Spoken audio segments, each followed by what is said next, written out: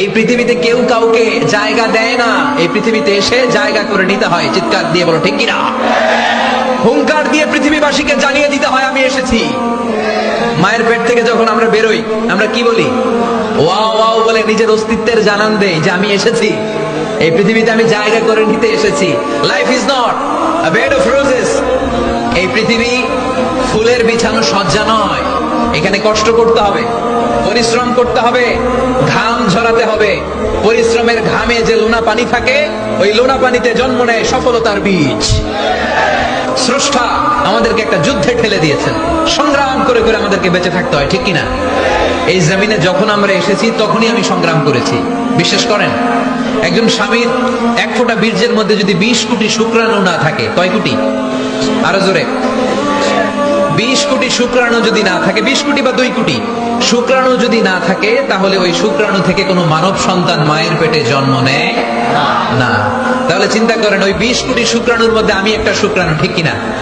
এতগুলো শুক্রাণু ডিম্বাণুকে আঘাত করে অ্যাক্টিভ হতে চেয়েছিল, ওই 2 কোটির মধ্যে বাকি সবগুলোরে হারিয়ে চ্যাম্পিয়ন হয়েছিলাম সেদিন মায়ের গর্ভে আমি। চিল্লায় বলো ঠিক কিনা? সেদিন আমার হাত ছিল না, সেদিন আমার পা ছিল না, আমার চোখ ছিল না, আমার রেসপিরেটরি সিস্টেম ছিল না, আমার ব্রেন সচল ছিল না, আমার মামা ছিল না, আমার দাদা ছিল না, আমার গায়ে শক্তি ছিল না। ওই কঠিন পরীক্ষায় যদি 2 কোটি কম্পিটিটরকে আমি হারিয়ে বিজয় লাভ করতে পারি, এই জমিনের বুকেও আমার কেউ হারাতে পারবে না। চিল্লায় বলো ঠিক কিনা? আমরা এসেছি বিশ্বকে জয় করার জন্য, জয় করার জন্য। আবার যখন মায়ের পেট থেকে বের হই তখন আমাকে সংগ্রাম করে বেরোতে হয়। এখানে তোমরা আমার ছোট্ট সোনামণিরা সিজারে হয়েছে কারা কারা? দেখি সিজারে, যে হুজুর আমি সিজারে পৃথিবীতে এসেছি। হাত তোলো। কয়েকজন হাত তুলছে, মাশাআল্লাহ, ঠিক আছে, অসুবিধা নেই, হাত নামাও। এটা একটা প্রাকৃতিক নিয়ম। মায়ের পেট থেকে পৃথিবীতে আমরা এইভাবে আসি। কেউ প্রাকৃতিক পদ্ধতিতে আসি, কেউ সিজারে আসি। যারা সিজারে আসছে তারা এই কষ্টটা সহ্য করে নাই, তাদের অন্য ধরনের স্ট্রাগল পৃথিবীতে আসার পরে।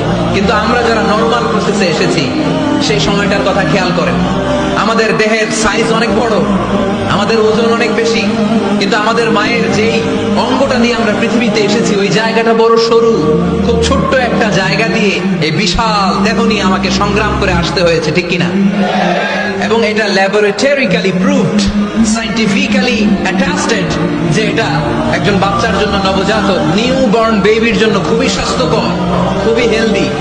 কারণ এই ছোট্ট জায়গাটা দিয়ে, মায়ের ওই ছোট্ট অঙ্গ দিয়ে আমরা যে পৃথিবীতে আসি, আমাদেরকে একটা চাপ সহ্য করতে হয়।